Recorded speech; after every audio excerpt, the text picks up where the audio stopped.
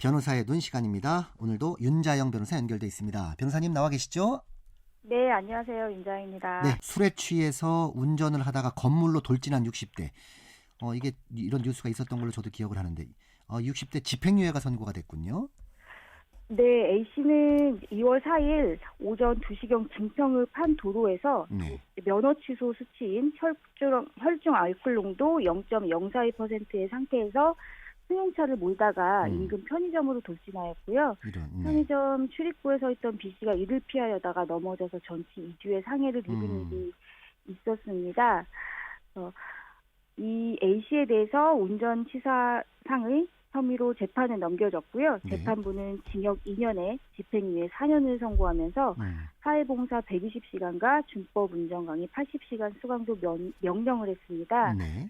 재판부는 이제 A씨의 혈중 알코올 농도가 비교적 높은 편이나 범행을 반성하고 있고 홀로 노모를 부양하고 있는 점들을 고려하여 형을 정했다고 판시를 했습니다.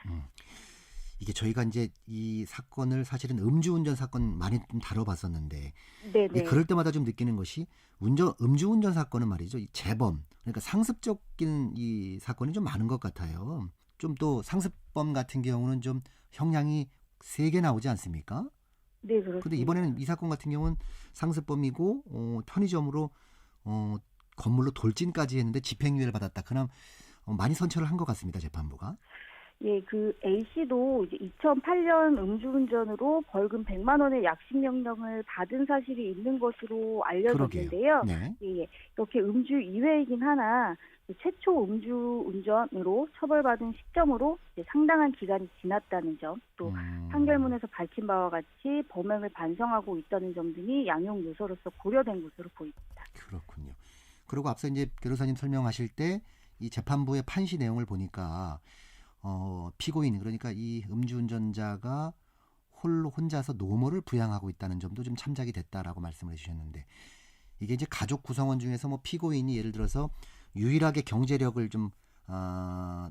능력을 좀 진 경우에 처벌 수위를 좀 이렇게 낮춰주는 재판부가 맞아 이런 경우가 간혹 있는 것 같습니다. 예, 그렇습니다. 이제 가족 중에서 유일하게 경제활동을 하고 있는 피고인이 구속되는 경우에 사실상 나머지 가족들의 생계가 위협될 수 있는지 여부가 양형 자료로 참고되기도 하는데요.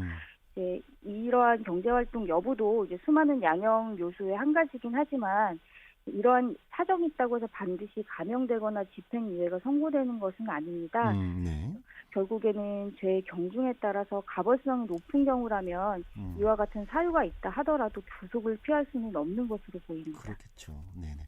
또 가족의 생계를 책임지고 있는 분이라면 또 더더욱 음주운전은 절대 해서는 안 되는데 말이죠. 네, 조심해야 되겠습니다. 그렇죠. 알겠습니다. 변호사님 오늘 말씀 고맙고요. 2주에 다시 뵙도록 하겠습니다. 고맙습니다. 네, 감사합니다. 네. 지금까지 변호사의 눈 윤자영 변호사와 함께 하셨습니다.